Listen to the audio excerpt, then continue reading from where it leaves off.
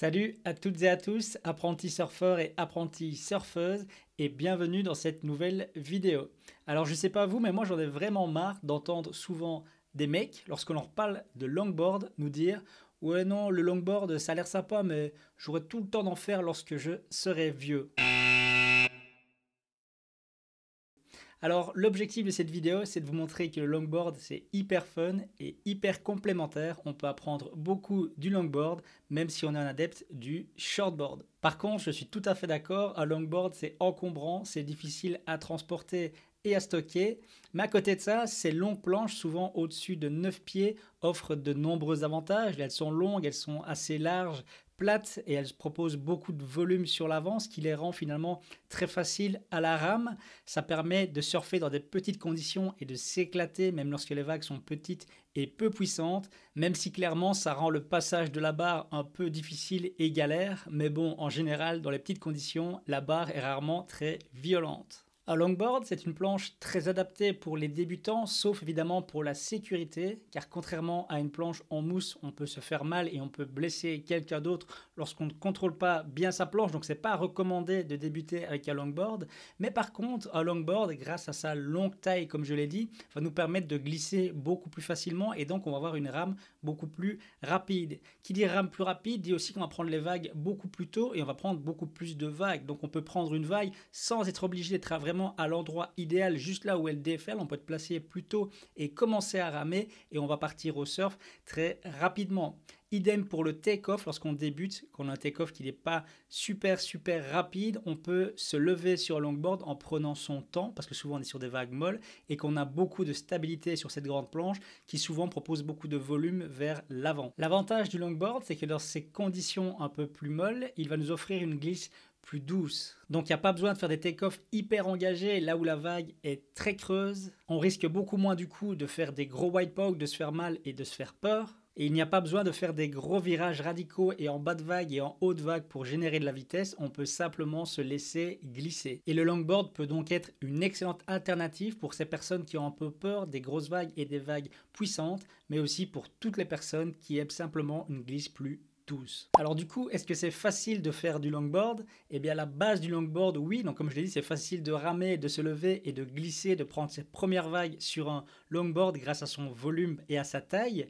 Mais attention, lorsqu'on veut progresser en longboard, cela devient très compliqué et cela demande vraiment une lecture de vague parfaite. Donc on va toujours devoir suivre cette vague, avoir la vitesse adaptée. Pour ça, il va y avoir plusieurs techniques. Par exemple, on va pouvoir faire des bottom turns, mais attention, ce sont des bottom turns plutôt en pivot, donc ils vont demander de mettre du poids sur l'arrière pour un peu lever le nez de la planche. Pour tourner, c'est un virage qui va nous faire ralentir ici et pas nous faire accélérer comme sur une plus petite planche, mais ça va vraiment nous permettre de nous replacer sur une bonne section de la vague. Et idem pour faire des top turns et donc des virages en haute vague. Mais ce qui devient vraiment excitant en longboard, c'est quand on commence à avancer et à reculer sur sa planche pour accélérer ou ralentir. On va pour cela utiliser les pas croisés ou les cross steps en anglais. On va simplement d'abord commencer par faire un cross step vers l'avant, donc un pas croisé vers l'avant et puis un pas croisé vers l'arrière. On va d'abord commencer un par un et puis progressivement, plus on va être à l'aise, plus on va faire de pas croisés vers l'avant pour se rapprocher du nez de sa planche. Évidemment, plus on va faire de pas, plus on va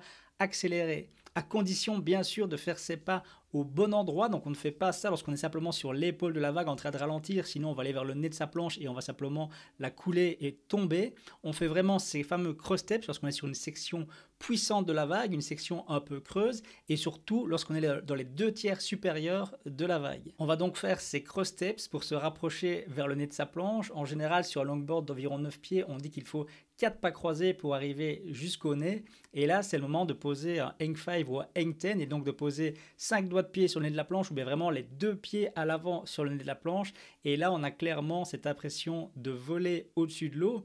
Mais de nouveau attention, ça peut paraître peut-être simple mais ça ne l'est évidemment pas du tout car en plus de l'équilibre il faut avoir de nouveau un placement parfait sur cette vague. On va vraiment devoir coincer le tail, donc l'arrière de la planche dans la pocket de la vague, donc dans la zone où elle déferle, ce qui va permettre à la planche de continuer d'avancer et ça va surtout un petit peu surélever le nez de la planche sur lequel on va pouvoir venir en hang hang 5 ou en hang 10 et donc vraiment avoir cette impression de voler au-dessus de l'eau. Alors faire des pas croisés et du nose riding, ce n'est pas tout en longboard, il faut aussi avoir le style et clairement on voit une très grosse différence entre un longboarder débutant qui va faire des mouvements très maladroits, par exemple avec ses bras en les envoyant dans tous les sens, et un longboarder avancé qui va faire des mouvements beaucoup plus gracieux, par exemple lever ses bras en l'air lorsqu'il est en hang 10, etc. Si je t'ai convaincu avec cette vidéo et que tu t'intéresses au longboard, n'hésite pas à écouter le podcast Apprenti Surfer. J'ai réalisé plusieurs interviews de longboardeuses qui nous parlent un petit peu de leurs différents secrets. Je t'ai mis les différents liens dans la description de cette vidéo. Voilà, c'est déjà la fin de cette vidéo. J'espère qu'elle t'a plu.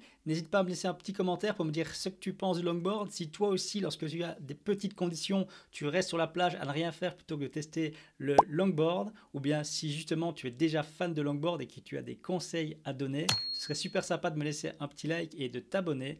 Et je te dis à la semaine prochaine pour une nouvelle vidéo. Salut!